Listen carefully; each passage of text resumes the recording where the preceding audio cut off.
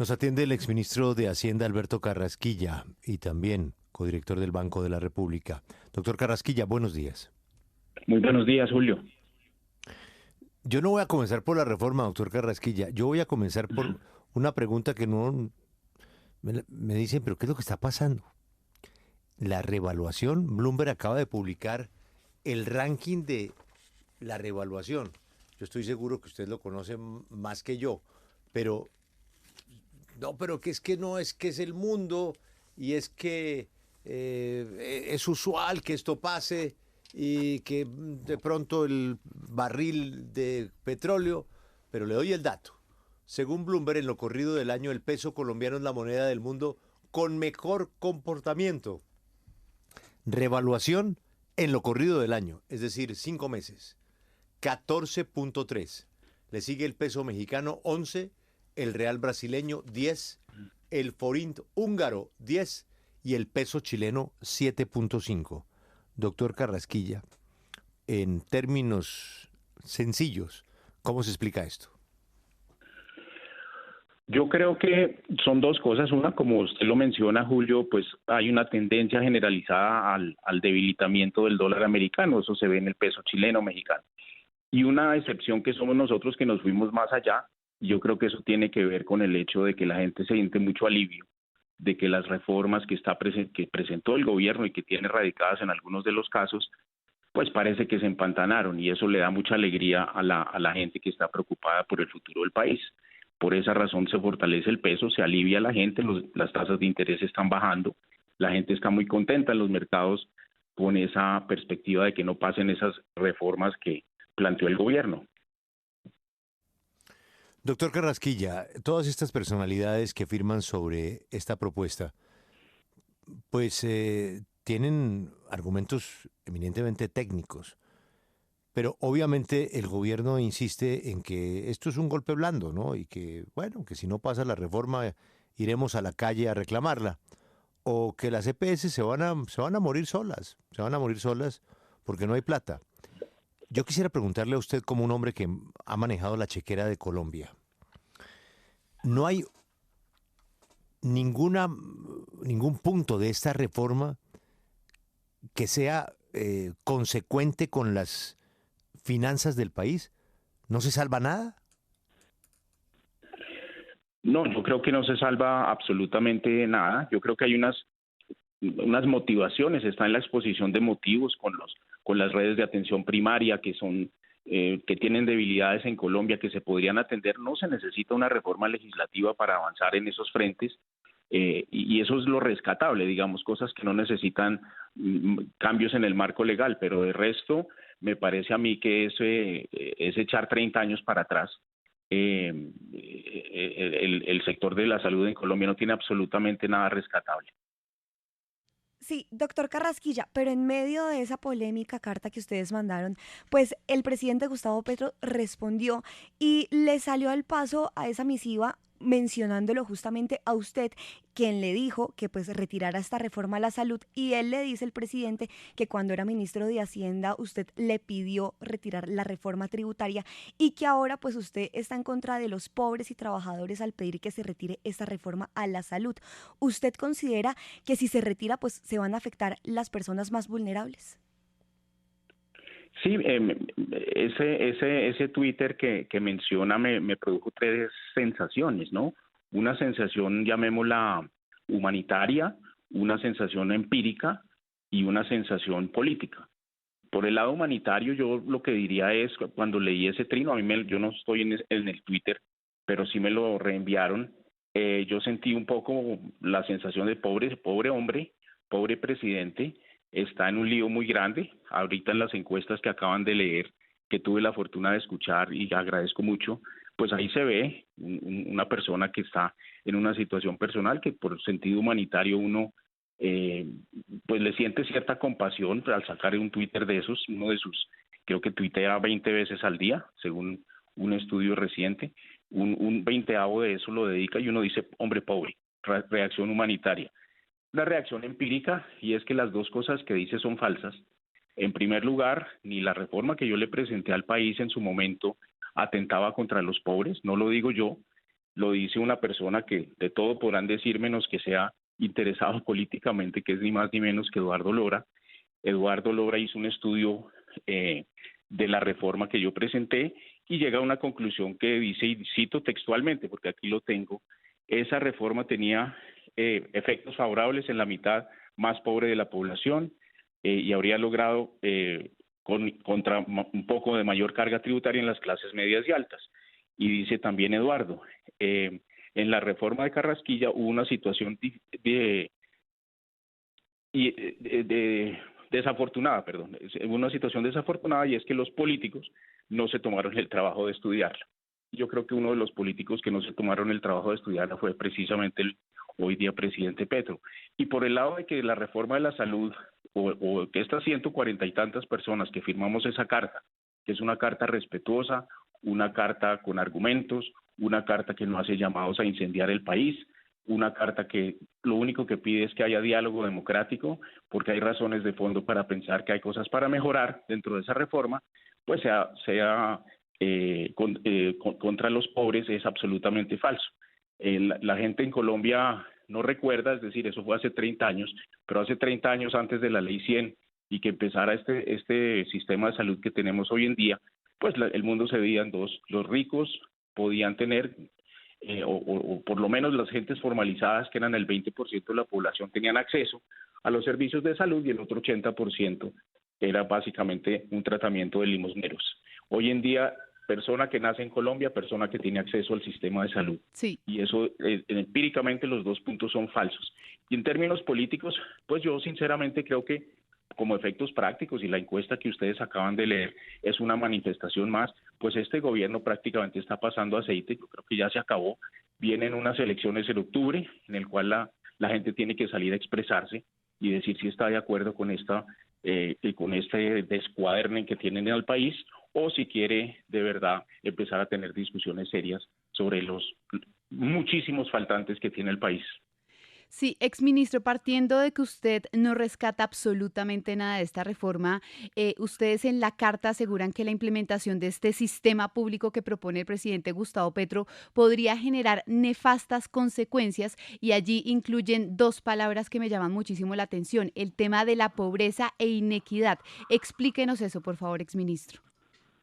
Sí, digamos que la gente en Colombia es joven y no recuerda la época anterior a la Ley 100, en la cual, como le decía, había dos sistemas de salud: uno para el 20% de la población, que eran los ricos y los trabajadores formalizados, que recibían una atención de salud relativamente buena, y el 80% que recibía limosna. Básicamente eso era.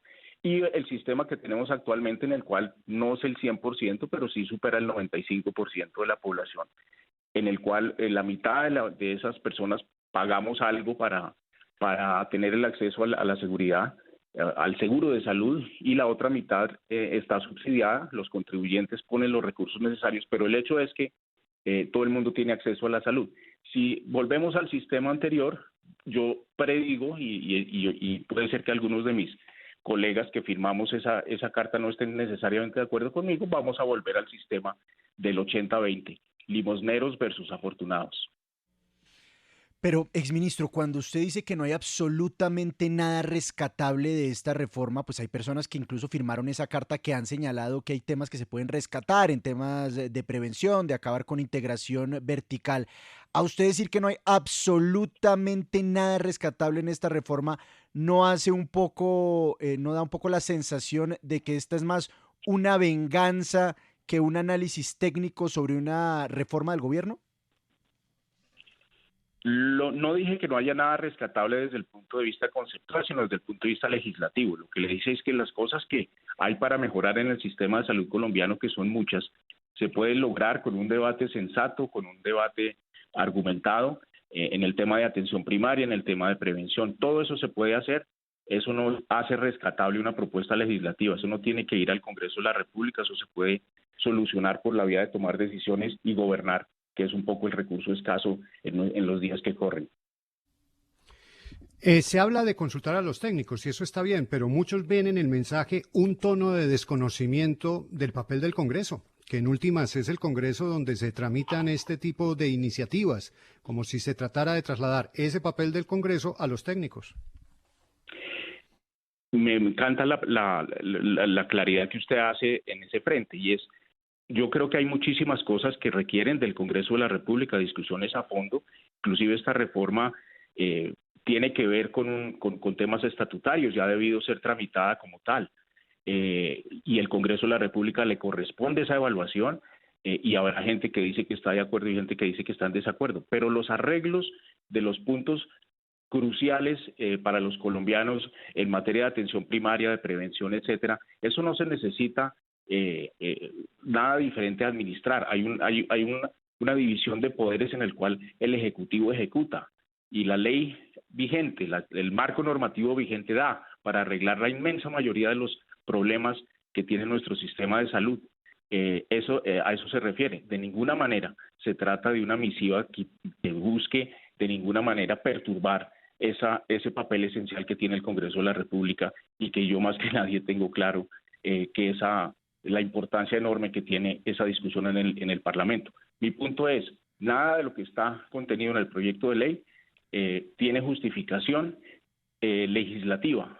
La propuesta de transformar el sistema de salud obviamente tiene que pasar por el Congreso. Lo que decimos en esa carta, muy respetuosamente, es no lo haga, porque eso sería volver a un sistema que el país ya chuleó eso hace muchos años.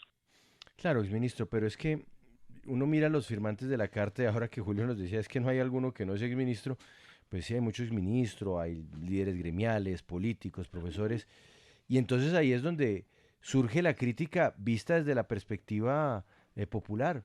Y es que estamos hablando de personas que tienen acceso de repente a una prepagada, o que tienen acceso a un plan complementario, y que por ende, que además están ubicados en las principales ciudades del país, y que por ende no les toca enfrentar el sistema de salud como tal, cuando uno va a que lo atienda únicamente la EPS, a esperar 6 horas para que apenas lo vea usted el primer médico después de un triage, y luego esperar y esperar y esperar semanas o meses para un examen médico, meses para una segunda visita al especialista, y así en una realidad que de repente para un sector de la población no sea tan evidente, para otro, el que es la gran mayoría, sí lo es.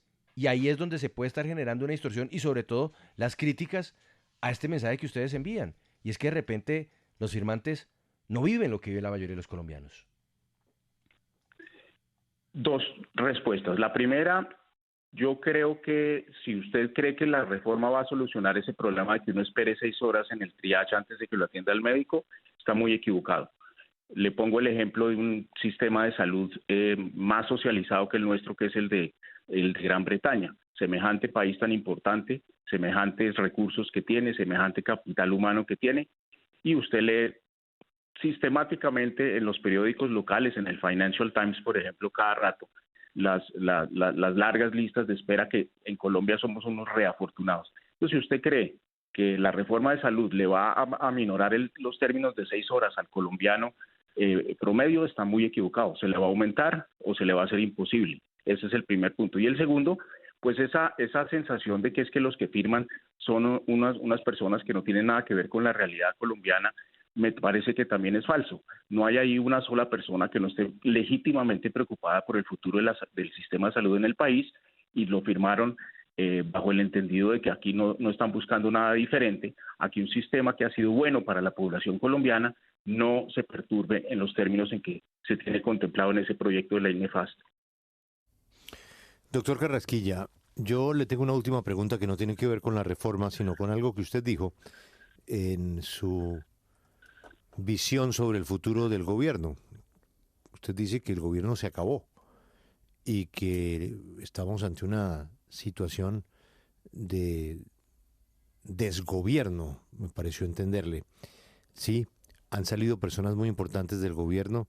En 10 meses la cantidad de personas del primer nivel del gobierno han sido cesadas de sus cargos, y pues el escándalo que se conoció en los últimos días no es menor.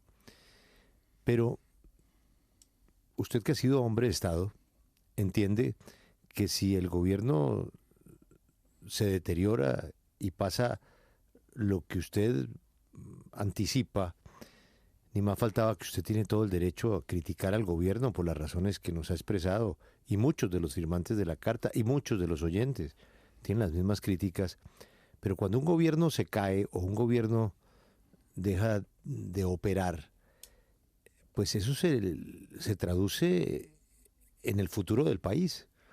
Es decir, no solamente se cae el gobierno, se cae Colombia, y vamos a tener unas repercusiones que usted mejor que nadie sabe lo difícil que es recuperar, por ejemplo, en términos económicos. ¿Qué tendría que pasar para que en las diferencias, en las críticas, pues se pudiera hacer viable el gobierno y no se le caiga encima al país? El diálogo democrático. 140 y tantas personas con argumentos, con serenidad y con respeto sobre todo, le dicen al gobierno una serie de inquietudes basadas en sus estudios, en el caso de los académicos, en su experiencia en la vida política, en el caso de funcionarios que fuimos funcionarios públicos, etcétera, le pasen un planteamiento al gobierno y el gobierno responde trinando, recordando los días en que el país estaba incendiado porque había unos señores que no estaban de acuerdo con una propuesta. Y si se recupera el diálogo, yo creo que hay esperanzas. Si las respuestas del gobierno van a seguir siendo las mismas, sus 16 trinos al día promedio, porque hay días de 64, según un análisis que acabo de leer, pues así no hay manera de salir adelante. Yo invitaría, y lo hago con respeto, yo respeto mucho al presidente cuando nos conocimos, cuando él era representante de la Cámara por allá hace sus 15 años, lo respeté muchísimo, siendo senador lo respeté muchísimo, me dio palo como el que más, pero un palo que yo tomé con espíritu democrático. Yo invito al gobierno a que dialogue, y esa es la manera de rescatar en una democracia el futuro del país. Si sigue como va, yo creo que esto no tiene ninguna solución. Fíjese lo que está pasando en España, lo que está pasando en Chile, y hay dos alternativas. Hay un tenedor. Por un lado nos podemos ir a un proceso de deterioro que dura 3 años, y por otro lado podemos dialogar y podemos llegar a consensos democráticos. La decisión está en manos del gobierno, no de la oposición. Señor exministro Carrasquilla, gracias por atendernos, ha sido usted muy amable. A usted, Julio, muy amable, gracias.